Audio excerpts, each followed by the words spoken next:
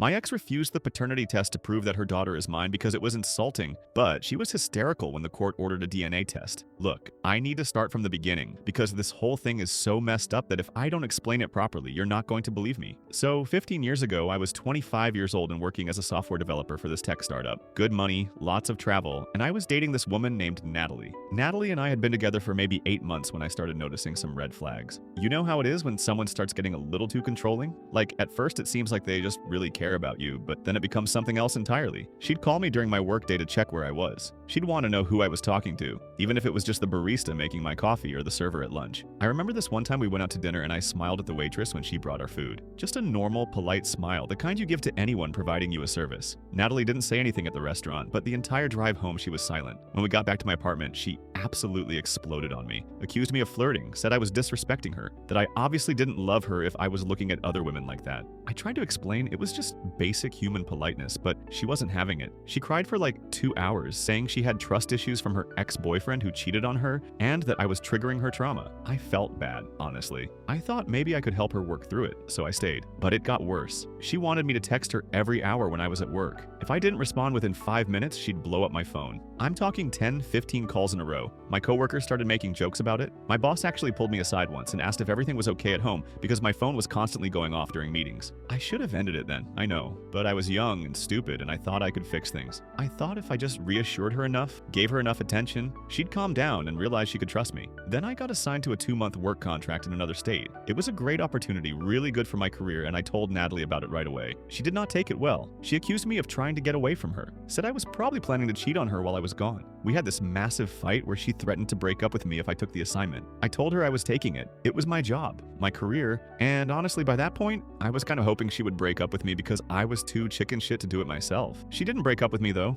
Instead, she apologized, said she'd overreacted and that she'd support my career, that she'd be waiting for me when I got back. I was relieved but also kind of suspicious. The change was too sudden, you know, but I packed up and left for the assignment anyway. The 2 months I was gone were honestly the most peaceful 2 months I'd had in ages. Natalie would call me every day, but it was normal conversations. She'd ask how work was going, tell me about her day, say she missed me. It was like the old Natalie from when we first started dating. I actually started thinking maybe the space was good for us. Maybe when I got back, things would be better. I should have known better. I flew back on a Thursday evening. I told Natalie I was coming home and suggested we meet up for dinner the next night so I could unpack and get settled. She insisted on coming over that night, said she couldn't wait another day to see me. She showed up at my apartment around 8 o'clock, and I could tell something was different the second I opened the door. She had this weird energy about her, nervous but also excited in this manic kind of way. We sat on my couch and she made small talk for maybe 10 minutes before she just blurted it out. "I'm pregnant." I remember just staring at her. My brain was trying to process what she'd said and not quite getting there. "What?" I finally managed. "I'm pregnant," she repeated, and she was smiling now. This big, wide smile that didn't quite reach her eyes. 5 weeks along, I took 3 tests and they all came back positive. I even went to the doctor yesterday to confirm. Here's the thing. I'm not great at math in my head, usually, but this math I could do instantly. I'd been gone for 2 months, 8 weeks, and she was 5 weeks pregnant. "That's not possible," I said. Her smile faltered. "What do you mean?" "I mean, I was gone when you conceived," I said, and my voice came out flat. "I've been gone for 8 weeks. You're saying you're 5 weeks pregnant? The math doesn't work, Natalie." Her expression changed so fast it was scary. The smile disappeared and her face went hard. "Are you calling me a liar?" "I'm saying the timeline doesn't add up. I could have gotten the weeks wrong," she said quickly. "Maybe I'm further along than I thought. Maybe it's actually 8 weeks. Then you would have known you were pregnant before I left," I pointed out. "But you didn't mention anything about it then." She stood up and I could see her hands were shaking. "I can't believe you right now. I come here to tell you we're having a baby and you're accusing me of cheating?" "I'm not accusing you of anything," I said, standing up too. "I'm just pointing out that the dates don't match up. It's simple biology, Natalie. If you're 5 weeks pregnant, that means you conceived 5 weeks ago, and 5 weeks ago, I was in another state." "Screw you," she said, and her voice was venomous. "Screw you for trying to get out of this. I knew you'd do this. I knew you'd try to abandon me." "I'm not abandoning anyone," I said, trying to keep my voice calm. "But I'm also not going to take responsibility for something that's not mine. If you want me to believe this baby is mine, you need to take a paternity test after it's born." "That's insulting," she shrieked. "You're asking me to prove that I'm not a cheater. You're calling me a liar and a whore. I'm asking you to prove something that should be easy to prove if it's true," I said. "Look, Natalie, I'm not trying to be a dick here, but you have to understand where I'm coming from. The math doesn't work. work. I need proof. I don't have to prove anything to you, she said, and she was crying now, real tears streaming down her face. If you love me, you'd believe me. You'd trust me, but you don't, do you? You never did. This isn't about love or trust, I said. This is about biology and timelines and the fact that what you're telling me is literally impossible based on when we last had sex. She grabbed her purse and headed for the door. We're done, she said. We are done. You just abandoned your pregnant girlfriend. I hope you can live with that. Natalie, wait! But she was already gone, slamming the door behind her so hard that a picture frame fell off my wall. I stood there in my living room, heart pounding, trying to figure out what the hell just happened. Part of me felt guilty. What if I was wrong? What if somehow the dates did work out and I'd just accused an innocent woman of cheating? But the logical part of my brain knew better. The math was simple. There was no way that baby was mine. The next day, I called my friend Brian and told him everything. Brian was the only mutual friend Natalie and I had who I actually trusted to be objective. He listened to the whole story and then said, "Dude, you need to lawyer up. Like now. You think she's going to try to come after me for child support?" I asked. "I think she's already telling people you knocked her up and ditched her," Brian said. "Jenny called me this morning asking what the hell was wrong with you. Apparently Natalie posted on Facebook last night that she's pregnant and you told her to get an abortion." "I didn't say that," I said. "I didn't say anything about an abortion. I just said I wanted a paternity test." "Doesn't matter what you actually said," Brian told me. "It matters what she's telling people. And right now, she's controlling the narrative. You need to protect yourself." So I found a lawyer. This guy named Michael Grant who specialized in family law. I went to his office that Monday and laid out the entire situation. He listened carefully, taking notes. And when I finished, he leaned back in his chair and said, "Okay, here's what you're going to do. Absolutely nothing." "Nothing?" I repeated. "Nothing," he confirmed. "You are not going to contact her. You are not going to give her money. You are not going to offer support of any kind. Any financial assistance you provide, no matter how small, can be used as evidence that you've accepted responsibility for the child. Do you understand?" "But what if the kid is actually mine?" I asked. "What if I'm wrong about the dates? Then she'll agree to a paternity test and we'll handle support and custody through the proper legal channels," Michael said. "But until that test happens, you don't owe her anything. Not a dime, not a favor, nothing." He was right, of course, but it was hard. Over the next few months, I got dozens of calls and messages from mutual friends. Some were concerned, asking if I was okay and if the rumors were true. Others were accusatory, telling me I was a piece of shit for abandoning Natalie and the baby. I remember having this conversation with a guy named Todd who I'd been friends with since college. He called me up and immediately started laying into me, said he couldn't believe what I'd done, that Natalie was struggling and I was living my comfortable life like nothing was wrong. I tried to explain my side, told him about the timeline, about the paternity test request. He cut me off. "That doesn't matter, man. She's pregnant and scared and alone. The least you could do is help her out financially until the baby is born and you get your precious test." "I can't do that," I said. "My lawyer said any financial support could be interpreted as me accepting responsibility." "That's bullshit," Todd said. "Charity doesn't work like that. You're just using your lawyer as an excuse to be a deadbeat." I was getting frustrated now. "Okay, fine. You think I'm wrong? You think I should be supporting her financially, even though there's a very good chance this kid isn't mine?" "Yeah, I do." "Then you support her," I said. "If you feel so strongly about this, if you think someone should be helping her financially, then you do it. Open up your wallet. Let her move in with you. Put your money where your mouth is." There was silence on the other end of the line. Then Todd said, "That's not fair. She's not my responsibility." "Exactly," I said.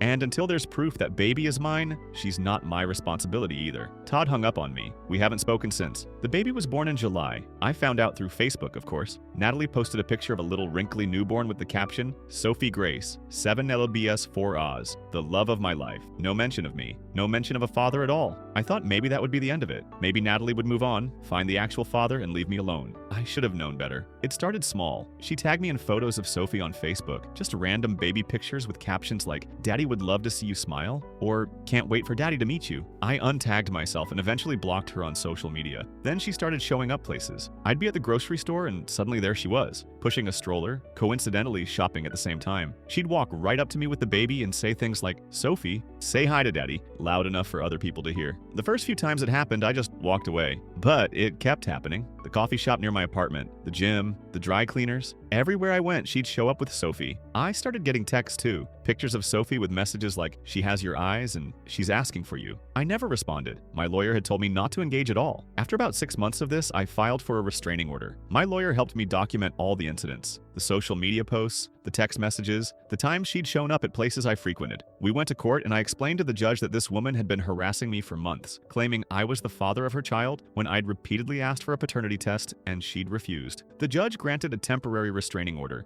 and scheduled a hearing for 2 weeks later. At that hearing, Natalie showed up with her own lawyer. She claimed she wasn't harassing me, she was just trying to give Sophie access to her father, that I was being unreasonable by demanding a paternity test, that it was insulting and hurtful and she shouldn't have to prove anything. Her lawyer argued that I was trying to dodge my parental responsibilities, that I was using the legal system system to avoid supporting my child. My lawyer presented all our evidence, the timeline of when I was out of state, the documented harassment, the repeated refusal to take a paternity test. He pointed out that if I actually was Sophie's father, Natalie had a very easy way to prove it. One simple test would settle everything, and I'd immediately accept my responsibilities. The fact that she refused to take the test suggested she knew what the results would show. The judge ended up granting a restraining order, good for 2 years. Natalie wasn't allowed to contact me or come within a certain distance of my home or workplace. She sat in that courtroom and glared at me the entire time the judge was speaking, but she didn't say anything. I thought that would be the end of it. 2 years seemed like a long time. Maybe she'd get over it. Maybe she'd find someone else. Maybe she'd finally agree to the paternity test just to prove me wrong. But here's the thing I didn't know about restraining orders. In my state, they're not actually permanent. Even when they say permanent, they're only good for 2 years at a time. After 2 years, they expire. And if the person hasn't done anything to violate the order during those 2 years, it takes a violent crime to justify extending it indefinitely. Harassment apparently doesn't count as violent. Stalking someone with a baby you claim is theirs doesn't meet the threshold. So 2 years later, the order expired, and the cycle started all over again.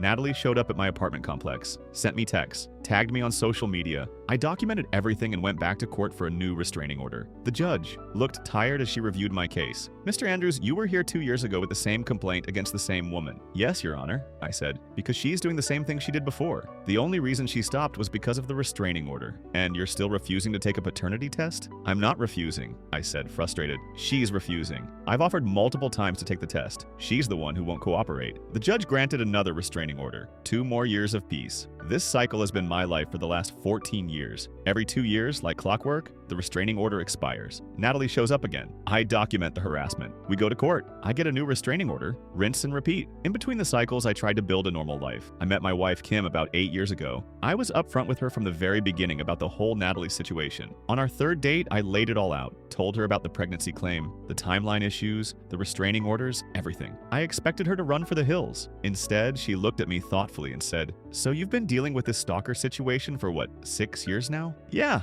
I said. "I know it's a lot. I'd understand if you didn't want to deal with this drama." "It's not drama if you're the victim," Kim said. "And it sounds like you've been handling it exactly right. You've tried to do the right thing. You've offered to take responsibility if she just proved the kid is yours. She's the one who won't cooperate." She reached across the table and took my hand. "I'm not going anywhere, but I do think you should tell me when the restraining order is about to expire so I can be prepared for when she shows up again." I fell in love with her right there. We got married a year later, and 3 years ago we had our son, Henry. He's 9 now, the best kid you could ask for. Kim made sure to tell him age appropriately about the Natalie situation. Nothing too detailed, just that there was a woman who sometimes bothered Daddy, but it was all being handled through the courts and he didn't need to worry. Every time the cycle started again, I did the same thing I'd been doing for over a decade. Offered to take the paternity test, offered to accept custody and pay support if Sophie was mine. Told Natalie we could handle everything through lawyers, no relationship required between us. And every single time, Natalie said both the test and the custody arrangement were insulting, that I should just accept Sophie as mine, and that we should be a family, that we could make it work if I'd just stop being stubborn. She never seemed to understand that I'd stopped wanting anything to do with her the moment she told me she was pregnant with someone else's baby and tried to claim it was mine. Last month, the restraining order expired again. I knew it was coming. Kim and I had it marked on our calendars. We prepared for Natalie to show up again with Sophie, who would be almost 15 now. We figured it would be the usual pattern, some harassment, we'd document it, head to court, get a new order. But this time was different. It started on a Tuesday. I'd taken the afternoon off to attend Henry's school's Spring Family Fun Day. It was one of those things where all the parents come and there are games and activities and food trucks. Kim was there too, and we were watching Henry try to knock down a tower of cans with beanbags when I saw her. Sophie. She was taller now, obviously. Almost as tall as me. She had dark hair like Natalie's, but longer, down to her waist. And she was walking straight toward Henry with this determined expression on her face. I started moving toward them, but I wasn't fast enough. Sophie walked right up to my son and said, loud enough for everyone nearby to hear, "Hi, I'm your big sister, Sophie." Henry looked confused. He glanced at me, then back at Sophie, then at his teacher who was standing nearby. "I don't have a sister," Henry said, and bless him, his voice was steady. "Yes, you do," Sophie insisted. "Your dad is my dad too. That makes us brother and sister." Henry's teacher, Mrs. Pullman, stepped forward then. "Excuse me, young lady, but I think there's been some confusion. Where are your parents?" "My mom's at home," Sophie said, "and my dad is right there." She pointed at me. I'd reached them by then, and the look on Mrs. Pullman's face was one of complete shock. Several other parents had stopped what they were doing to watch this unfold. "Sophie, you need to go home," I said, trying to keep my voice calm. "You shouldn't be here." "Why not?" Sophie asked, and she looked genuinely confused. "I wanted to meet my little brother." Mom said you always stopped me from seeing you, but I thought if I came when she didn't know, I could finally meet him. Henry had moved to stand behind me now, and I could feel him gripping the back of my shirt. He knew about stranger danger. We talked about it a lot, and right now, to him, Sophie was a stranger. Mr. Andrews, Mrs. Pullman said quietly, I think we need to talk. The principal got involved. So did the vice principal. I had to sit in an office with Kim and explain the entire 14-year saga to school administrators while they decided if they needed to call the police. In the end, they decided to just ban Sophie from school property and file a report. But then other parents started asking questions. Some of them had been there when Sophie approached Henry. They wanted to know what was going on. Was this man's daughter really just banned from school for trying to talk to her brother? I had to explain it all over again to parents, some of whom I barely knew. I had to tell them about Natalie's pregnancy claim 14 years ago, about the timeline that didn't match up, about the refusal to take a paternity test, about 14 years of restraining orders and harassment. And here's the thing that I still feel weird about. At some point during the explanation, I accidentally referred to Sophie as my daughter. I think I said something like, I've been clear that if my daughter would just take a paternity test, or I'm not trying to deny my daughter exists. I don't know exactly what I said, but I caught myself doing it more than once. One of the mothers, a woman named Jessica, whose son was in Henry's class, stayed after everyone else had left. She approached me as Kim and I were walking to our car. Mr. Andrews, can I speak to you for a moment? I stopped, already exhausted from explaining everything. Sure. I believe you about the situation with Natalie, Jessica said. I believe she's been harassing you and that you have legitimate concerns. But I have to say,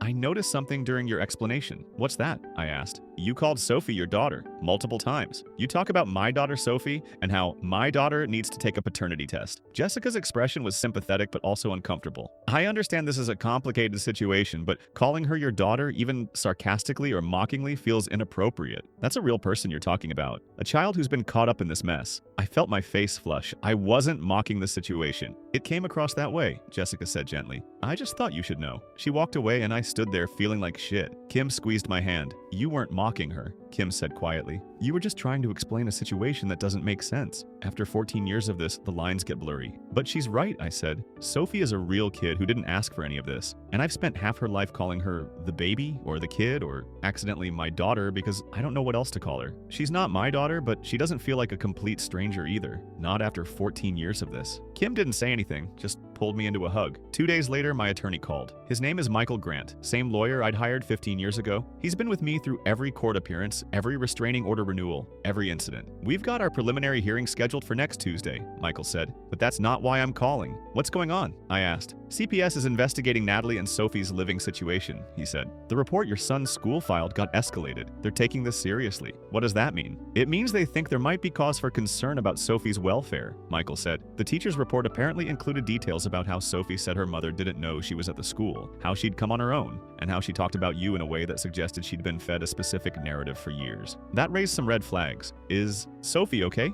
I asked. And I was surprised by how much I cared about the answer. I don't know yet, Michael said, but we'll find out more at the hearing. In the meantime, document everything. If Natalie tries to contact you, if Sophie shows up again, anything at all, document it. The hearing was scheduled for the following Tuesday at 10 a.m. Kim took the day off work to come with me. We drove to the courthouse in silence, both of us nervous about what we might learn. When we got to the courtroom, I immediately noticed something different. There were more people there than usual. Not just Michael and me, but a woman I didn't recognize sitting at a separate table with her own stack of files. Michael leaned over and whispered, "That's the guardian ad litem. She's been appointed to represent Sophie's interests." "Why does Sophie need her own lawyer?" I whispered back. "Because CPS removed her from Natalie's care," Michael said quietly. "Which means whatever they found at Natalie's place was bad enough to take immediate action." The judge entered and we all stood. Judge Patricia Hernandez had been the judge on my case for the last 3 cycles. She knew the history. "Let's proceed," she said once we'd all sat down. "I've reviewed the case history and the new incident reports. Mr. Andrews, I understand your son was approached by Sophie at his school?" "Yes, Your Honor," I said. "And Ms. Natalie wasn't present?" "No, Your Honor. Sophie came alone." The judge made a note. Then she looked at the guardian ad litem. "Ms. Walsh, I understand you have information to share with the court?" The woman stood. "Yes, Your Honor. My name is Jennifer Walsh, and I'm the court-appointed guardian ad litem for Sophie Chen. As you noted, Sophie was removed from her mother's care last week and placed with her great-grandmother, Patricia Chen." "On what grounds?" the judge asked, though she had to already know the answer since she'd signed off on it. "CPS found evidence of emotional manipulation and potential endangerment," Ms. Walsh said. "The living conditions in the home were also concerning. But most significantly, during interviews with Sophie's caseworker,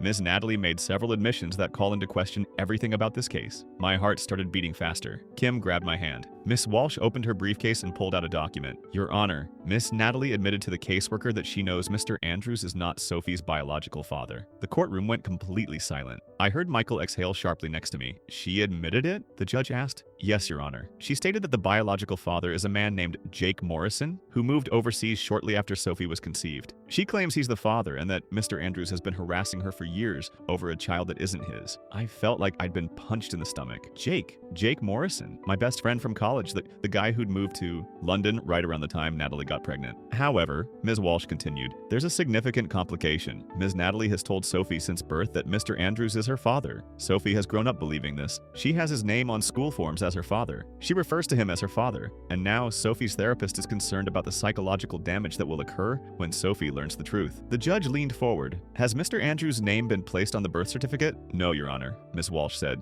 Ms. Natalie never filed for a legal paternity determination. She simply told people, including Sophie, that Mr. Andrews was the father. Mr. Andrews, the judge said, turning to me, you've been requesting a paternity test for 14 years. Knowing what we know now, do you still want that test to be conducted? Before I could answer, the courtroom door burst open and someone I hadn't seen in 15 years walked in. It was Jake Morrison. I mean, it took me a second to process that it was actually him, you know? He looked so different. Older, obviously, with some gray at his temples. He was wearing an expensive-looking suit, the kind you see on businessmen in London or New York. He was slightly out of breath, like he'd been running, and he was carrying a leather briefcase that looked like it cost more than my car payment. Your Honor, Jake said, his voice cutting through the stunned silence in the courtroom. I apologize for the interruption. My name is Jake Morrison. I believe I've been mentioned in these proceedings. Judge Hernandez looked annoyed, but also curious. Mr. Morrison, this is highly irregular. You can't just burst into a courtroom in the middle of a hearing. I understand, Your Honor, and I apologize, Jake said, walking further into the room. But I received a call from Ms. Natalie 3 days ago, and I think what she told me is directly relevant to this case. Michael stood up immediately.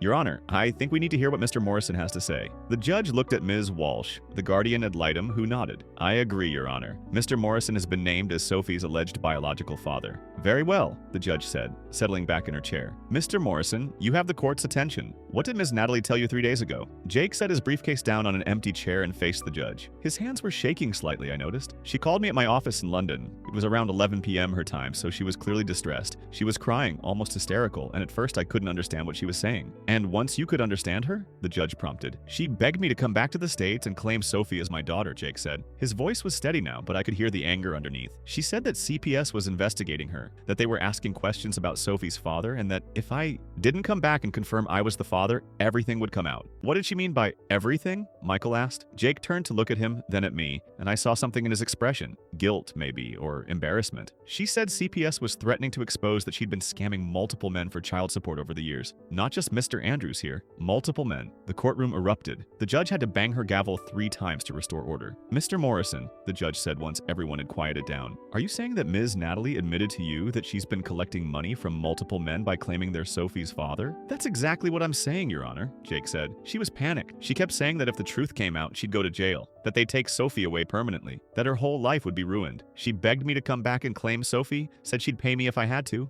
anything to make the investigation go away. Miss Walsh stood up, pulling documents from her briefcase. Your Honor, this corroborates what we found during our financial investigation of Ms. Natalie. What investigation? I asked, unable to help myself. Ms. Walsh looked at me with something like pity. Mr. Andrews, as part of the custody case for Sophie, we conducted a full investigation into Ms. Natalie's finances and living situation. What we found was concerning. She laid several papers on the table in front of the judge. Ms. Natalie has been receiving regular deposits from 3 different men over the past 14 years. Based on the bank records and the notes we found in her home, it appears she told each of these men that he was Sophie's father. How much money are we talking about? The judge asked. Significant amounts, Your Honor. The deposits ranged from $500 to $2,000 per month from each man, sometimes more around holidays or Sophie's birthday. In total, we estimate Ms. Natalie has collected approximately $87,000 from these men over the course of Sophie's life. I couldn't breathe. $87,000 from 3 different men, all thinking they were supporting their daughter. That's not all, Ms. Walsh continued. We found that Ms. Natalie was depositing this money into various secret accounts, some in her name, some in Sophie's name, some in her mother's name. Meanwhile, the home she and Sophie were living in was in deplorable condition. Mold in the bathroom, a refrigerator that barely worked. Sophie's clothing was old and ill-fitting. The school reported that Sophie frequently came to school without lunch money, but she had $87,000. Kim said from beside me, her voice filled with disbelief. More than that, actually, Ms. Walsh said. When we froze the accounts, we found over $90,000 in total. She'd been saving most of what she collected. Why?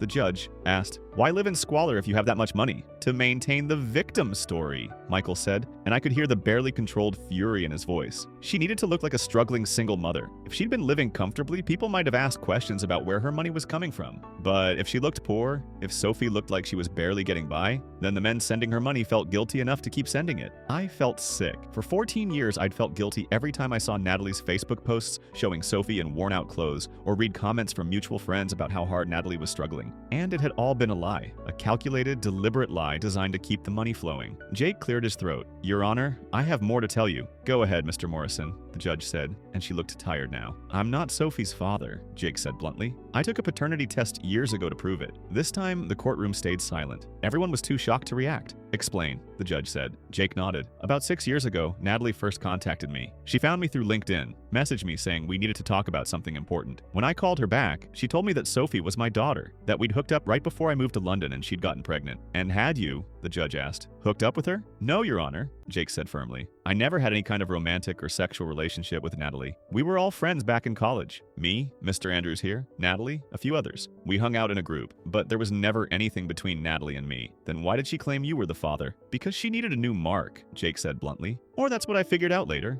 At the time, she told me this whole story about how we'd both been drunk at a party, how she'd been too embarrassed to tell me, how she'd been trying to raise Sophie alone all these years. She showed me pictures of Sophie and said, look at her eyes, they're just like yours. What did you do? Michael asked. I told her I wanted a paternity test, Jake said. If Sophie was really my daughter, I'd step up and take responsibility, but I wanted proof first. Natalie refused, just like she refused with Mr. Andrews. Said it was insulting that I was calling her a liar, the whole 9 yards. But you said you took a test anyway? The judge asked. I did, Jake confirmed. I called her bluff. I had my lawyer send her a DNA test kit through certified mail, told her if she didn't use it and send it back within 30 days, I'd have legal action taken for harassment. She never sent it back, so I had my lawyer file a cease and desist. So how did you get the test done? Ms. Walsh asked. Jake's expression turned uncomfortable. This is going to sound stalkerish, and I'm not proud of it, but I was engaged at the time about to get married, and I needed to know for sure if I had a kid out there. So I hired a private investigator. He managed to get a sample. I think it was a coffee cup or something that Sophie had used, and I had it tested against my own DNA. And the results? The judge asked. I'm not the father, Jake said. Not even close. The lab report actually noted that based on the genetic markers, it would be impossible for me to be Sophie's father.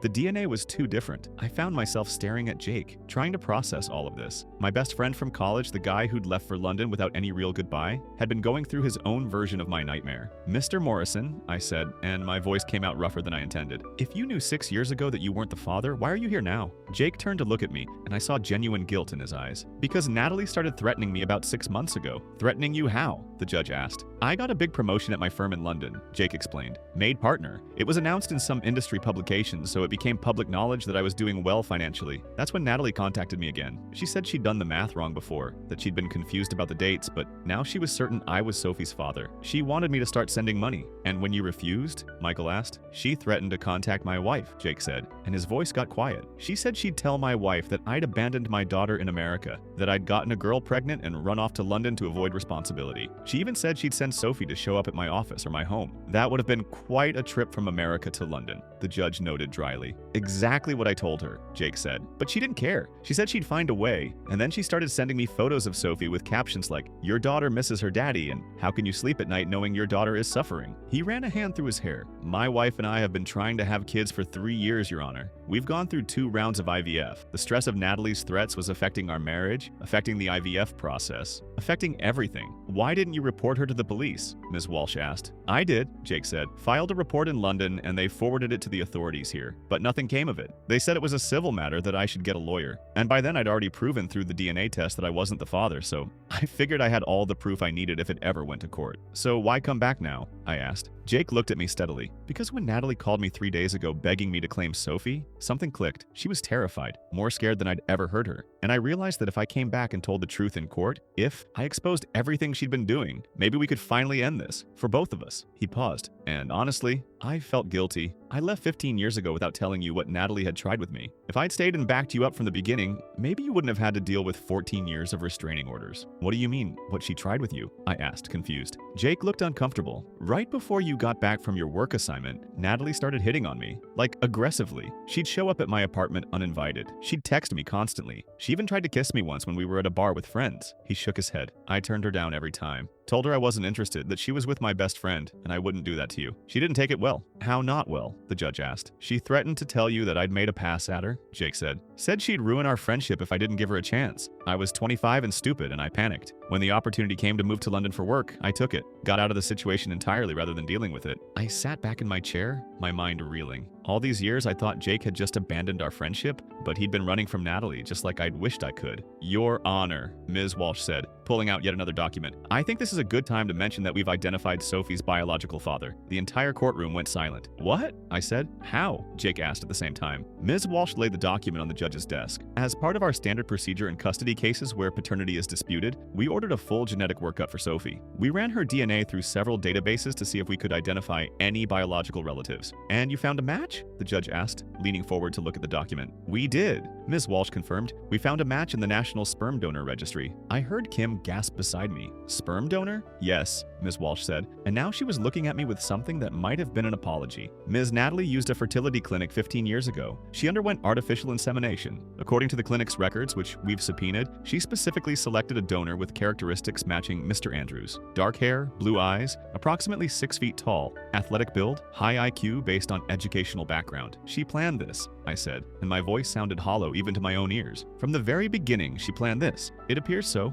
Ms. Walsh said. The clinic records show she spent several sessions with the clinic's counselor discussing her donor preferences. She was very specific about wanting someone who matched a certain profile. And based on the timing, she went to the clinic right around the time you were on your 2-month work assignment. I couldn't process it. Couldn't wrap my head around the level of calculation that had gone into this. She'd gotten artificially inseminated while I was gone, specifically choosing someone who looked like me so she could claim the baby was mine. That's insane, Jake said, and he looked as shocked as I felt. It's premeditated fraud, Michael said, and his voice was hard. Your Honor, this changes everything. This isn't just a woman confused about paternity or making accusations based on a misunderstanding. This is deliberate, calculated fraud spanning 14 years. Before the judge could respond, Kim stood up. Everyone turned to look at her. Your Honor, Kim said, and her voice was steady, but I could hear the anger simmering beneath it. May I approach the bench? The judge looked surprised. Mrs. Andrews, you're not a party to this case. I understand, Your Honor, but I have evidence that's relevant. Evidence of every incident of harassment over the past 9 years. Every time Ms. Natalie violated the restraining order. Every time she showed up at our home or tried to contact us. Everything. The judge gestured for her to approach. Kim walked up and pulled a small USB drive from her purse. She handed it to Ms. Walsh, who plugged it into her laptop. What's on this drive, Mrs. Andrews? The judge asked. Everything, Kim said simply. I've been recording every incident of harassment since the day I met my husband. I knew this woman wasn't going to stop, and I knew we'd need proof eventually, so every time she showed up at our house, I recorded it. Every message she sent, I screenshot.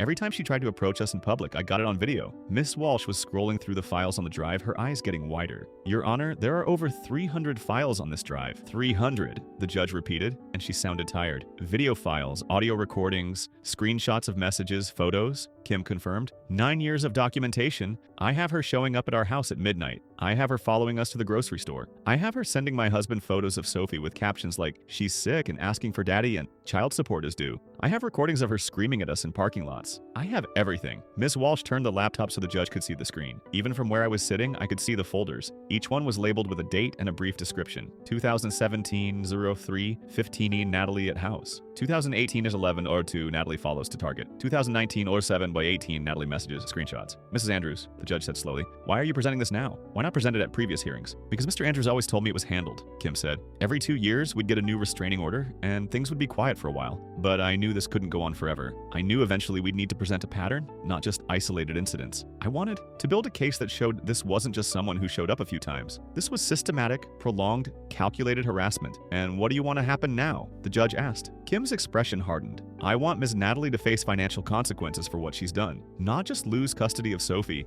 not just get another restraining order that will expire in 2 years. I want her to pay for every bit of damage she's caused. The legal fees, the emotional distress, the reputation damage, all of it. Michael stood up immediately. Your Honor, I'd like to formally add that to our petition. We're requesting full restitution for all legal costs associated with the repeated restraining orders over 14 years. Additionally, we're requesting damages for emotional distress, reputation harm, and the impact this has had on Mr. Andrews' personal and professional life. The judge looked at the USB drive, then at the document spread across her desk, then at me. Mr. Andrews, do you know what your total legal costs have been over the past 14 years? I shook my head. I've tried not to think about it, Your Honor. Roughly $250,000, Michael said, including legal fees, court costs, investigation costs, and related expenses. I felt my jaw drop. $250,000. That's what Natalie's lies had cost me. Your Honor, a voice said from the back of the courtroom, and we all turned to see who was speaking. It was an older woman, maybe 70, with gray hair pulled back in a bun. She was using a cane to stand up from where she'd been sitting in the gallery. Who are you? The judge asked. Patricia Chen, Your Honor, the woman said. I'm Sophie's great-grandmother. I'm the one who has custody of her now. Ms. Chen, you're welcome to approach, the judge said. Patricia Chen made her way slowly to the front of the courtroom. When she reached the witness area, she looked at the judge with clear, determined eyes. Your Honor, I need to say something. Go ahead, Ms. Chen. I want to keep custody of Sophie permanently, Patricia said, her voice strong despite her age. But more than that, I want my granddaughter, Natalie, to be held accountable for what she's done. Ms. Chen, Natalie is your granddaughter? The judge asked. Yes, Your Honor. She's my daughter's daughter. Patricia's expression was pained. And I've known something was wrong for years. Since Sophie was about 8 years old, maybe younger. Can you elaborate? Ms. Walsh asked gently. Patricia nodded. Sophie said something at a family dinner one night. We were all together for Thanksgiving, and Sophie was talking about school. Out of nowhere, she said something about daddy hunting. Patricia's voice cracked slightly. I asked her what she meant, and she said it was a game she and her mommy played, where they'd go to parks or stores and look for potential daddies. The courtroom was so quiet I could hear my own heartbeat. I pulled my granddaughter Natalie aside and asked her what Sophie was talking about. Patricia continued. Natalie got very angry, told me I was misunderstanding, that Sophie was just confused, that I was too old to understand how modern parenting worked. She wiped her eyes with a tissue, but I knew something was wrong. A child doesn't come up with something like that on her own. What did you do? The judge asked. I tried to get custody, Patricia said. Filed paperwork with family court. Said I was concerned about Sophie's welfare, but Natalie fought it. She said I was just a bitter old woman who was jealous of her relationship with Sophie. And without concrete proof of abuse or neglect, the court sided with Natalie, said that just because I disagreed with her parenting style didn't mean Sophie should be removed. When was this? Ms. Walsh asked. About 6 years ago, Patricia said. I've been trying ever since. Every time I noticed something concerning, I documented it. I took notes. I saved text messages from Natalie that seemed off. I even hired a lawyer at one point to help me understand what I needed to prove in order to get custody. She turned to look at me, and I saw tears in her eyes. Mr. Andrews, I owe you an apology. I'm so sorry for what my granddaughter has done to you and your family. I should have done more. I should have found a way to stop her earlier. You tried, I said, and I meant it. You did more than most people would have done. Patricia shook her head. It wasn't enough. That poor child has been used as a pawn in my granddaughter's sick games for her entire life. And I could see it happening, and I couldn't stop it. She turned back to the judge, but now I can. Now there's finally enough evidence. And I'm asking this court to give me permanent custody of Sophie so I can help her recover from what Natalie has done to her. Your efforts are noted, Ms. Chen, the judge said gently, and I appreciate you coming forward now. Before anyone else could speak, there was a knock at the courtroom door. The bailiff opened it, and a woman in her 30s rushed in, looking flustered. I apologize for being late, Your Honor, she said. Dr. Rebecca Walsh. I'm Sophie's court-appointed therapist. Dr. Walsh, welcome, the judge said. Do you have testimony relevant to this case? I do, Your Honor, Dr. Walsh said, walking to the front of the courtroom. She was carrying a large portfolio, the kind artists use to carry drawings. I've been working with Sophie for the past 6 weeks since she was placed with her great-grandmother, and I've discovered some very disturbing patterns in her behavior and statements. She set the portfolio on the table and opened it. Inside were dozens of child's drawings. Sophie has been creating artwork during our therapy sessions, Dr. Walsh explained. At first I thought they were just typical drawings that children create when processing difficult situations, but then I started to notice patterns. She pulled out several drawings and held them up for the court to see. Each one showed a stick figure child with long dark hair, presumably Sophie, standing next to a woman, presumably Natalie, in various locations. There were parks, stores, restaurants, and in each drawing there was a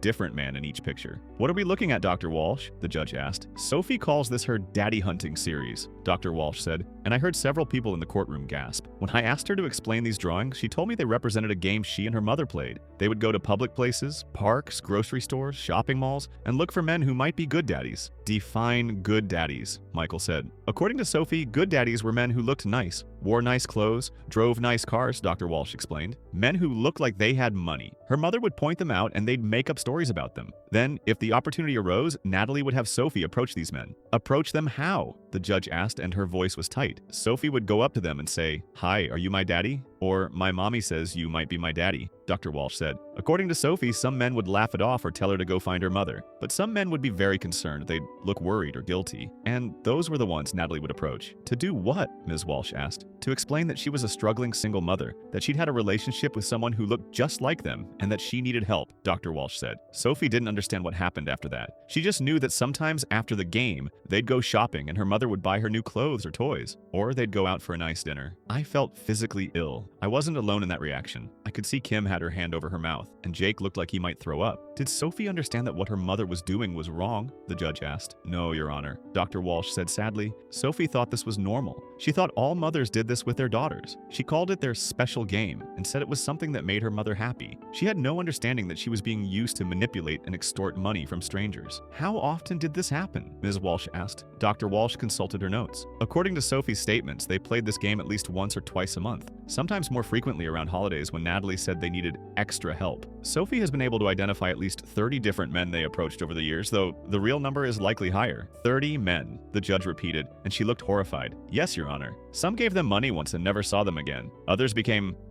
contributors, I suppose would be the word. Sophie mentioned 3 men in particular who her mother talked to regularly on the phone and who sent money every month. The 3 men we identified in our investigation, Ms. Walsh said. Presumably, Dr. Walsh agreed. Sophie also mentioned that her mother had special notebooks where she kept information about different men, their names, where they worked, what kind of cars they drove. She described it like a game where her mother was keeping score. Michael stood up. Your Honor, I have information about those notebooks. With the court's permission, I'd like my investigator to present his findings. You have an investigator? I asked Michael quietly. I hired one 2 weeks ago when this case started heating up, he murmured back. I had a feeling we'd need more than just the basic facts. The judge nodded. Proceed. Michael pulled out his phone and made a quick call. A few minutes later, a man in his 40s entered the courtroom. He introduced himself as David Price, a private investigator licensed in the state. Mr. Price, Michael said, can you tell the court what you've discovered about Ms. Natalie's activities over the past 15 years? David Price pulled out a tablet and consulted his notes. Over the past 2 weeks, I've conducted a comprehensive investigation into Ms. Natalie's history. What I found is a pattern of behavior that goes back even further than Mr. Andrews' case. How far back? The judge asked. At least 17 years, Your Honor, Price said. I found 2 other men in 2 other states who have restraining orders against Ms. Natalie. One in Oregon, one in Arizona. Both filed between 16 and 17 years ago. What were the restraining orders for? Ms. Walsh asked. Both men claimed Ms. Natalie targeted them specifically, initiated relationships with them, then claimed to be pregnant within months of meeting them, Price explained. Both men requested paternity tests. Both times Ms. Natalie refused and escalated her harassment when they declined to support her financially without proof. Did either of those pregnancies result in children? The judge asked. No, Your Honor. In both cases, Ms. Natalie claimed to have miscarried within weeks of the men obtaining restraining orders. Jake spoke up. So she was testing her con, seeing if she could get money from men by claiming pregnancy. That's my assessment, yes, Price said. And in both cases, she left the state shortly after the restraining orders were issued. She moved from Oregon to Arizona after the first incident, then from Arizona to this state after the second incident. And then she met Mr. Andrews, Michael said. Specifically targeted Mr. Andrews would be more accurate, Price corrected. He swiped on his tablet and brought up some documents. I was able to obtain Ms. Natalie's internet search history from 15 years ago through a data recovery service. In the months before she and Mr. Andrews met, she was extensively researching him. Define extensively, the judge said. She searched his name over 50 times, looked up his LinkedIn profile, his company's website, articles he'd been mentioned in. She even joined social media groups he was part of to see his posts, Price said. She researched his salary range, his job title, his responsibilities, and most tellingly, she researched bars and restaurants near his workplace and apartment. So she knew where to accidentally run into him, I said. Exactly, Price confirmed. According to bar receipts I was able to obtain, Ms. Natalie visited the same bar Mr. Andrews frequented 4 times before they actually met and started dating. I remembered that night. I'd been at O'Malley's after work with a few coworkers. Natalie had been sitting at the bar alone, and when I'd gone up to order a drink, she'd struck up a conversation. She'd been funny and charming and seemed genuinely interested in me. I'd asked for her number before leaving. It had all been a lie. She'd been hunting me. Your Honor, Michael said. Based on all of this evidence, the artificial insemination record showing premeditation, the pattern of prior fraudulent behavior, the extensive stalking and harassment, the manipulation of an innocent child, the scamming of multiple men for financial gain, I think it's clear that Ms. Natalie has committed numerous crimes, and I believe Mr. Andrews deserves full restitution for the damage she's caused. I agree with Mr. Grant, Ms. Walsh, the guardian said. This case shows a level of calculated fraud that goes far beyond a simple paternity dispute. Ms. Natalie has destroyed lives, traumatized a child, and stolen hundreds of thousands of dollars through deliberate manipulation. The judge was quiet for a long moment, looking at all the documents and evidence spread before her. Then she looked at the bailiff. Get Ms. Natalie on the phone. I want her to appear for this hearing immediately, either in person or via video conference. Yes, Your Honor, the bailiff said, stepping out of the courtroom. We all waited in tense silence. I could feel Kim's hand gripping mine so tightly my fingers were starting to go numb, but I didn't pull away. Jake had sat down in one of the gallery seats, his head in his hands. Patricia Chen was crying quietly, tissues pressed to her eyes. About 15 minutes later, the bailiff returned. Your Honor, Ms. Natalie refuses to come to the courthouse. She claims she's ill and can't leave her home. Then set up a video conference, the judge ordered. She will participate in this hearing one way or another. The bailiff and a court tech spent several minutes setting up a large screen at the front of the courtroom. When it finally connected, Natalie's face appeared on the screen, and I barely recognized her. She looked terrible. Her hair was unwashed and tangled. Her face was blotchy and swollen like she'd been crying for hours. Her eyes were red-rimmed and wild, darting around whatever room she was in. Miss Natalie, the judge said, her voice formal and cold. You've been made aware that this hearing is taking place? This is bullshit. Natalie spat out and her voice was raw. This is all bullshit. They're ganging up on me. They're trying to destroy my life. Ms. Natalie, I need you to— No! Natalie screamed, and everyone in the courtroom jumped. I don't have to listen to this. I don't have to sit here while all these people lie about me. No one is lying, Ms. Natalie, the judge said calmly. We have extensive evidence of your activities over the past 15 years. We have your admission to the CPS caseworker that Mr. Andrews is not Sophie's father. We have the fertility clinic records showing you deliberately chose a sperm donor to match Mr. Andrews' physical characteristics. We have— I did what I had to do, Natalie shrieked, cutting the judge off. The volume on the video call was so loud that the sound distorted. Do you people have any idea how hard it is to be a single mother? Do you know how expensive everything is? I had to survive. I had a daughter to support. By defrauding multiple men? The judge asked. By collecting thousands of dollars while living in squalor to maintain your victim story? They could afford it. Natalie was crying now, tears and mascara streaming down her face. All of them. They had good jobs and nice cars and big houses. They weren't even going to miss that money. I deserved it. I was raising a child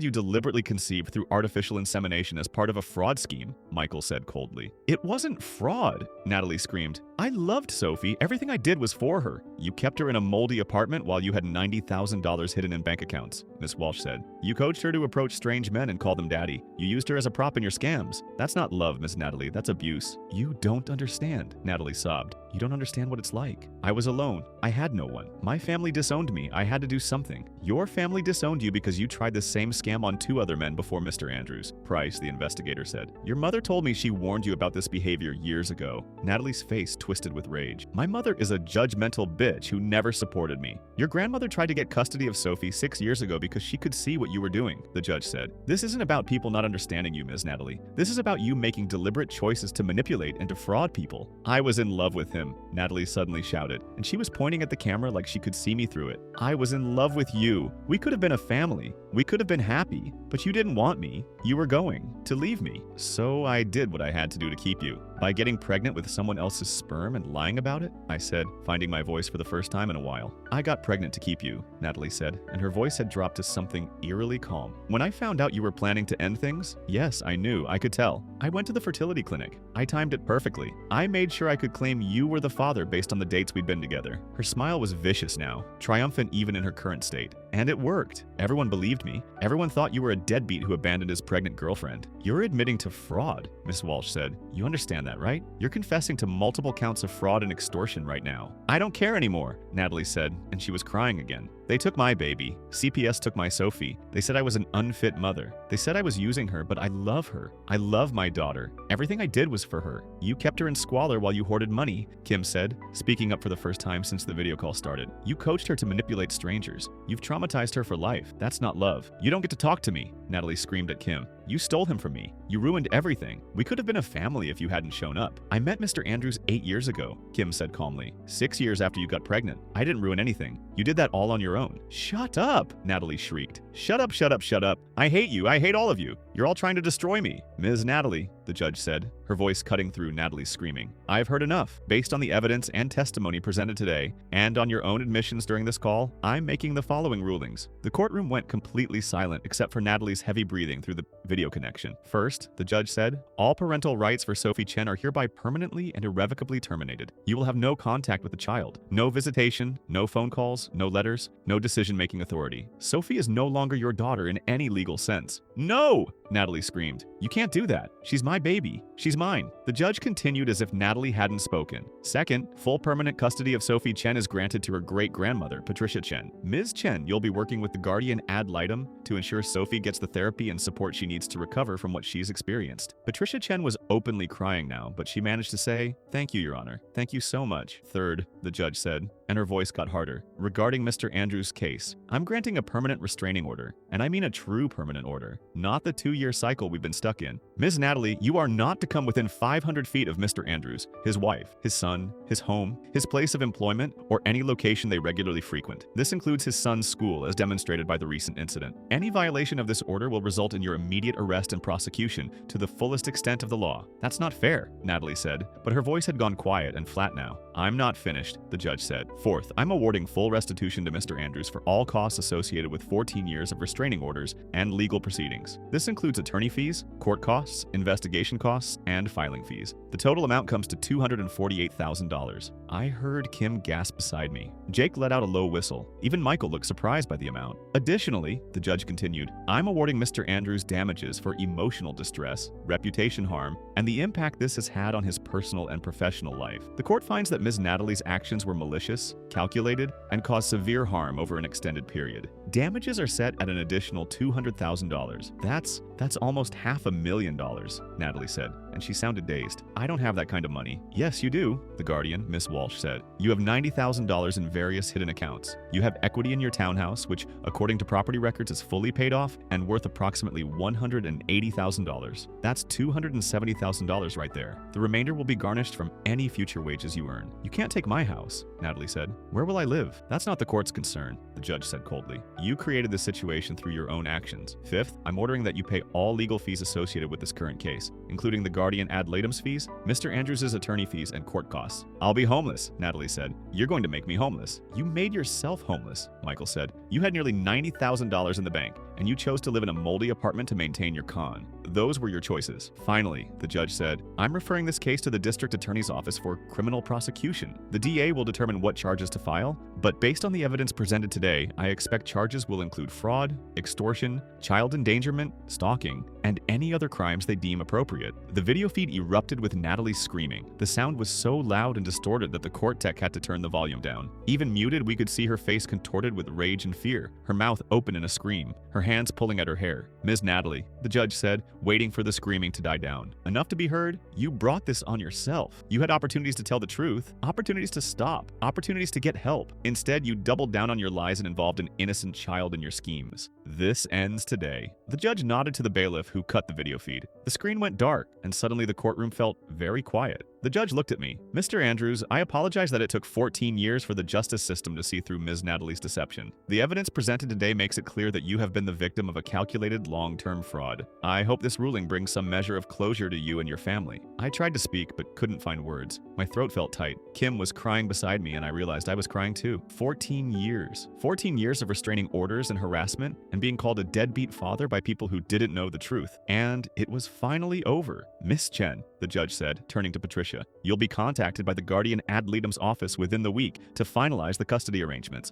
Based on your testimony today and your long-standing efforts to protect Sophie, I have every confidence you'll provide her with the stable, loving home she deserves. She'll need therapy, probably for years, to recover from what she's experienced. But with your support, she has a chance at a normal life. Thank you, Your Honor, Patricia said, her voice thick with emotion. I promise I'll do everything I can for her. I know you will, the judge said kindly. Then she banged her gavel. This hearing is adjourned. As people started gathering their things and filing out of the courtroom, I just sat there, unable to move. It was over. After 14 years, it was actually over. No more restraining orders that would expire in 2 years. No more cycles of harassment. No more looking over my shoulder, wondering when Natalie would show up again. Kim threw her arms around me and I hugged her back, both of us crying and laughing at the same time. It's over, she kept saying. It's finally over. Michael was shaking my hand, congratulating me, talking about next steps, and making sure the restitution order was enforced. I barely heard him. I was still processing everything that had happened. Jake approached slowly, looking uncertain. Hey man, I don't know what to say. I looked at him, this guy who used to be my best friend, who I'd lost touch with 15 years ago. Thank you, I said. Thank you for coming back, for telling the truth. I should have done it years ago, Jake said. I'm sorry I ran. I'm sorry I left you to deal with this alone. You were scared, I said. I get it. Hell, I wanted to run too. We stood there awkwardly for a moment, and then Jake held out his hand. I shook it, and then we both kind of laughed and turned it into a hug, patting each other on the back the way guys do when they're emotional but don't want to admit it. You still in town for a while? I asked when we pulled apart. Yeah, I've got to stick around for a few weeks. Deal with some legal paperwork and give statements to the DA's office, Jake said. Maybe we could grab dinner or something. Catch up properly? I'd like that, I said, and I meant it. Patricia Chen approached us then,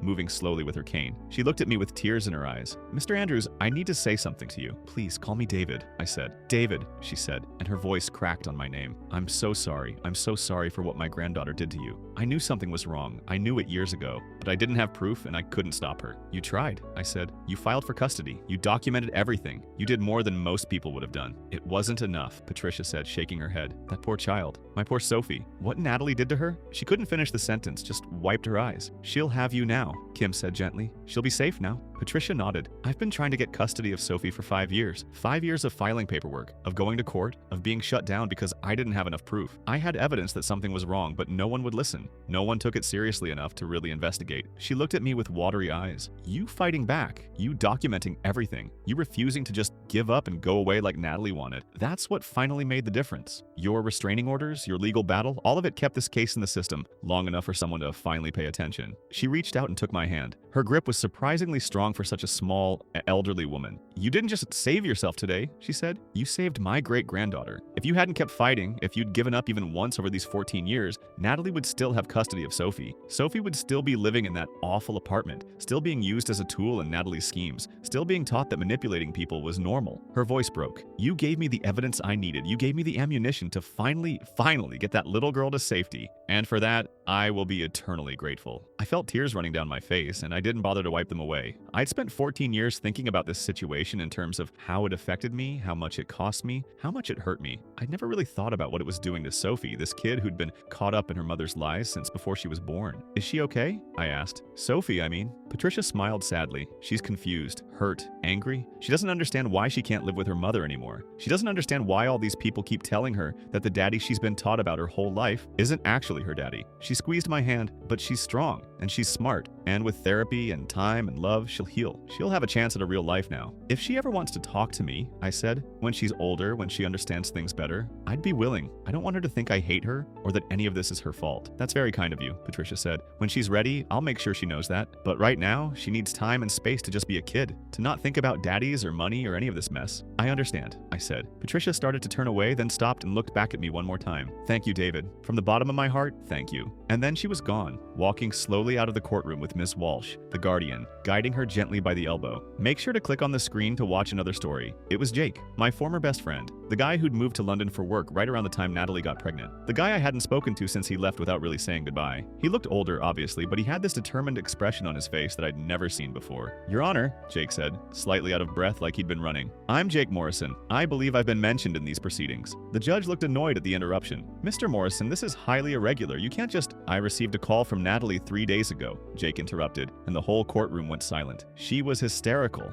begging me to come back and claim Sophie as mine. My lawyer immediately stood up. Your Honor, I think we need to hear this. The judge nodded slowly. Go ahead, Mr. Morrison, but make it quick. Jake walked further into the courtroom, and I noticed he was carrying a folder. Natalie told me that CPS was threatening to expose something, that if I didn't come back and claim to be Sophie's father, everything would come out. He paused, looking directly at me for the first time. She said she'd been collecting child support from multiple men over the years, not just you. The courtroom erupted. The judge banged his gavel. Order! Mr. Morrison, that's a serious accusation. I have proof, Jake said, opening his folder. Sophie's guardian stood up then. Your Honor, if I may. She pulled out her own documents. We've been conducting our investigation into Ms. Natalie's finances as part of the custody case. We found evidence of deposits from 3 different men over the past 14 years. Significant amounts thousands of dollars going into secret accounts. I felt like I'd been punched in the gut. 3 men, I managed to say. The Guardian nodded. Based on the bank records, it appears Ms. Natalie told each of these men they were Sophie's father. She collected money from all of them while maintaining her story that you had abandoned her. She looked at me with something like sympathy. The living conditions we found Sophie in were deplorable. Ms. Natalie was living in squalor, barely buying food or necessities for Sophie, while she had over $80,000 hidden in various accounts. She was maintaining her victim's story, my lawyer said, and I could hear the anger in his voice, making everyone think she was struggling as a single mother. Jesus Christ, I muttered, sitting back in my chair. Kim reached over and squeezed my hand. 14 years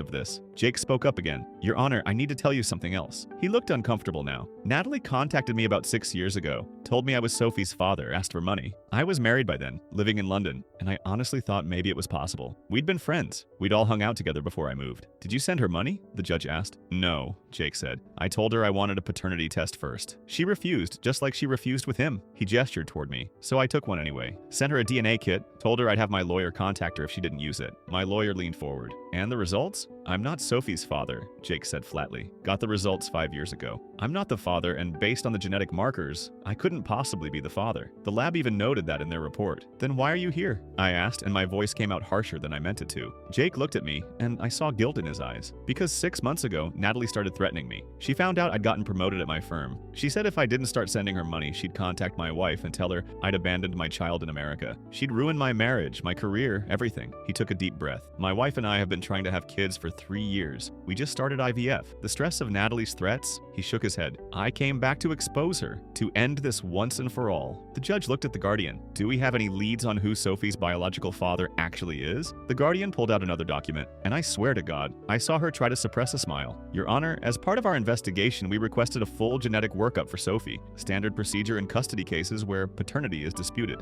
She paused for effect. We found a match in the database. What database? My lawyer asked. The registry for sperm donors, the Guardian said, and the courtroom exploded again. I couldn't process it. Sperm donor, are you saying? Miss Natalie used a fertility clinic 15 years ago. The Guardian confirmed. She selected a donor and went through artificial insemination. According to the clinic's records, which we've subpoenaed, she specifically chose a donor with characteristics matching you, Mr. Andrews. She looked at me. Dark hair, blue eyes, similar height and build. She planned this from the beginning. I couldn't breathe. Kim was saying something next to me, but I couldn't hear her. 14 years. 14 years of restraining orders and harassment, and being called a deadbeat dad by people who didn't know the truth. And she'd planned it. From the very beginning, she'd planned it. That's not all, Kim said suddenly, and everyone turned to look at her. She was pulling something out of her purse. A USB drive. Your Honor, may I approach? The judge looked surprised but nodded. Kim walked up to the bench and handed the USB drive to the Guardian. I've been recording every incident of harassment for the past 9 years, Kim said, and her voice was steady, but I could hear the anger underneath. Every time Natalie showed up at our house, every time she sent photos or messages, every time she tried to approach us at the store or restaurant, everything. The Guardian plugged the USB into her laptop, and even from where I was sitting, I could see the folder that popped up. It had hundreds of files. Your Honor, Kim continued, I'm not a lawyer, but I know that what Natalie has done to my family is more than just harassment. She's stalked us for nearly a decade. She's caused my husband severe emotional distress. She's cost us tens of thousands of dollars in legal fees. She turned to look at Natalie's empty chair. She still hadn't shown up to the hearing. I think she should face financial consequences for what she's done. Not just lose custody, not just get a restraining order. She should have to pay for every bit of damage she's caused. My lawyer stood up immediately. Your Honor, Mrs. Andrews raises an excellent point. I'd like to add that to our filing. Emotional damages, legal fees, reputation damage, everything. The judge was quiet for a long moment, looking at the documents in front of him. Then he looked at the Guardian. You said Sophie is currently with her great-grandmother? Yes, Your Honor. Ms. Patricia Chen. She's had temporary custody for the past month. Is Ms. Chen here today? A small woman stood up from the back of the courtroom. I'd barely noticed her there. She looked to be in her 70s with gray hair and a tired but kind face. I'm here, Your Honor. Please approach Ms. Chen. The woman made her way to the front of the courtroom slowly, leaning on a cane. When she reached the front, she looked at the judge with clear eyes. Your Honor, I need to say something. Go ahead. I want my great-granddaughter to stay with me permanently, Ms. Chen said. I've been trying to get custody of Sophie for years, since she was about 8 years old and I first realized what my granddaughter was doing. Your granddaughter is Natalie? The judge asked. Yes, Natalie Natalie is my daughter's daughter. Ms. Chen's voice was steady but sad. I warned my daughter years ago that Natalie was dangerous, that there was something wrong with the way she was raising Sophie, with the lies she was telling. But my daughter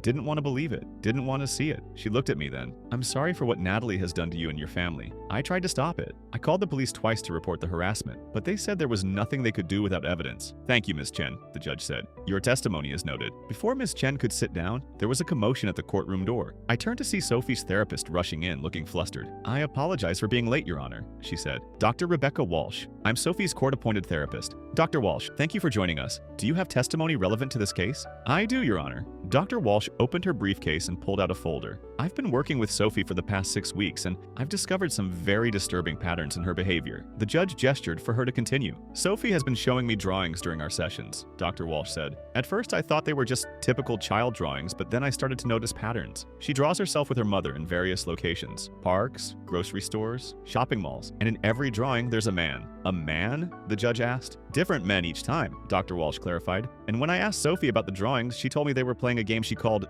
daddy hunting. The courtroom went completely silent. According to Sophie, her mother would take her to public places and point out men. Men who looked successful, who were wearing nice clothes or driving nice cars. Natalie would coach Sophie on how to approach these men. What to say, how to call them daddy? I felt sick. Absolutely sick. Did Sophie indicate how often this happened? The judge asked, and his voice was tight. Multiple times per month, Your Honor. Sophie said it was their special game. She thought it was normal. She thought all mothers did this with their daughters. Dr. Walsh looked at her notes. In our last session, Sophie told me that her mother would sometimes get money from the men. That if the man seemed nice, her mother would talk to him for a long time, and then they'd go get ice cream or new shoes. Jesus, Jake muttered from where he was standing. The guardian stood up. Your Honor, this corroborates what we found in Ms. Natalie's phone records. She had extensive notes on dozens of men, where they worked, what they drove, even their approximate income levels based on public records. My lawyer stood up. Your Honor, I'd like to present additional information that's just come to light. He pulled out his own folder. Mr. Morrison isn't the only one with information about Ms. Natalie's past. I hired an investigator 2 weeks ago when this case started heating up. The judge nodded for him to continue.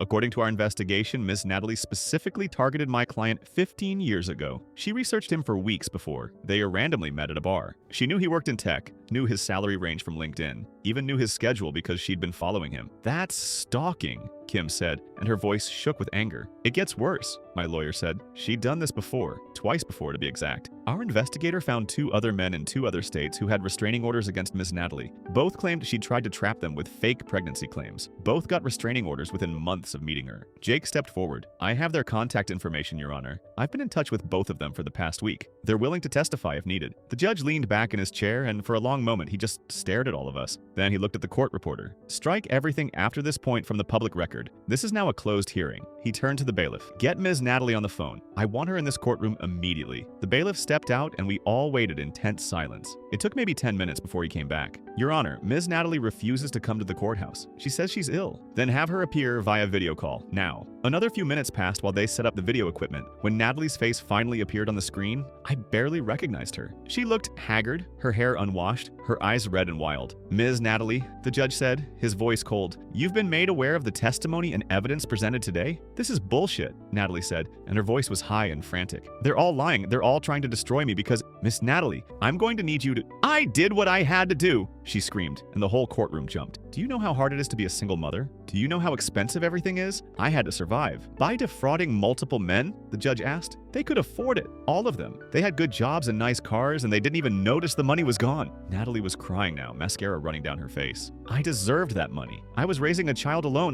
You weren't alone by choice, my lawyer interrupted. My client offered multiple times to take custody and provide support if you'd just take a paternity test. Paternity tests are insulting, Natalie shrieked. They're calling me a liar. Because you are a liar, I said, and my voice came out flat and cold. You've been lying for 15 years. Natalie's eyes focused on me through the screen, and for a second, I saw something that made my blood run cold. Not remorse, not shame, just pure, calculating hatred. You were supposed to marry me, she said, and her voice dropped to something almost normal. We were supposed to be a family, but you didn't want me. You wanted to leave, so I made sure you couldn't, by getting artificially inseminated and pretending it was mine, I asked. She laughed, but it was a broken, crazy sound. I got pregnant to keep you. When I I found out you were planning to end things, I went to the clinic. I timed it perfectly. Made sure I could claim you were the father based on the dates. Her smile was vicious. And it worked. Everyone believed me. Everyone thought you were a deadbeat who abandoned his pregnant girlfriend. The Guardian spoke up. Ms. Natalie, you're aware that you're essentially confessing to multiple counts of fraud right now. I don't care anymore, Natalie said, and she was crying again. They took my baby. CPS took my Sophie. They said I was an unfit mother. They said I was using her to scam people. She looked at the camera. But I love her. I love my daughter. Everything I did was for her. You kept her in squalor while you had $80,000 hidden away. The Guardian said coldly, you coached her to approach strange men and call them daddy. You've traumatized that child beyond measure. That's not love. You don't understand, Natalie sobbed. You don't understand what it's like to be alone, to have no one. I needed them to help. You needed to take responsibility for your choices, the judge interrupted. Ms. Natalie, I've heard enough. Based on the evidence and testimony presented today, I'm making the following rulings. The courtroom went silent. First, all parental rights for Sophie Chen are hereby permanently terminated. You will have no contact with the child, no visitation, no say in any decisions regarding her welfare. Natalie started screaming through the video call, but the judge kept talking over her. Second, full custody of Sophie Chen is granted to her great-grandmother Patricia Chen, pending a full evaluation of the home environment. I have no doubt that will be approved. Ms. Chen started crying quietly in her seat. Third, regarding Mr. Andrews' case, I'm granting a permanent restraining order against Ms. Natalie. She is not to come within 500 feet of Mr. Andrews, his wife, his son, his home, his place of employment, or any location they regularly frequent. Any violation will result in immediate arrest. My lawyer started to stand, but the judge held up his hand. I'm not finished. Fourth, I'm awarding full restitution to Mr. Andrews for all legal fees associated with the 14 years of restraining orders and court proceedings. Additionally, I'm awarding damages for emotional distress and reputation harm. The total comes to $248,000. I couldn't breathe. Kim grabbed my hand so tight it hurt. Miss Natalie, you will pay this amount in full. If necessary, it will be garnished from the secret accounts we've discovered, from any future wages, from any assets you currently own. You will also pay the legal fees for this current case. I don't have that kind of money, Natalie screamed. Yes, you do. The Guardian said quietly. $80,000 in hidden accounts plus the equity in your townhouse, which according to property records is paid off. More than enough to cover restitution. Natalie's face on the screen was twisted with rage and desperation. You can't do this. You can't take everything from me. You did this to yourself, the judge said. Finally, I'm referring this case to the district attorney's office for criminal prosecution, fraud, stalking, child endangerment, and any other charges they deem appropriate. The video call erupted with Natalie screaming. The judge nodded to the bailiff, who cut the feed. In the sudden silence, the judge looked at me. Mr. Andrews, I apologize that it took 14 years for the justice system to see through Ms. Natalie's deception. The evidence presented today makes it clear that you were the victim of a calculated, long-term fraud. I hope this ruling brings some closure to you and your family. I tried to speak but couldn't find words. Kim was crying beside me, and I realized I was crying too. The judge turned to Ms. Chen. Ms. Chen, you'll be hearing from the Guardian's office about the permanent custody arrangements. Based on your testimony and your commitment to Sophie, I have no doubt you'll provide her with the stable, loving home she deserves. Thank you, Your Honor, Ms. Chen said, her voice shaking. Thank you so much. The judge banged his gavel. This hearing is adjourned. Make sure to click on the screen to watch another story.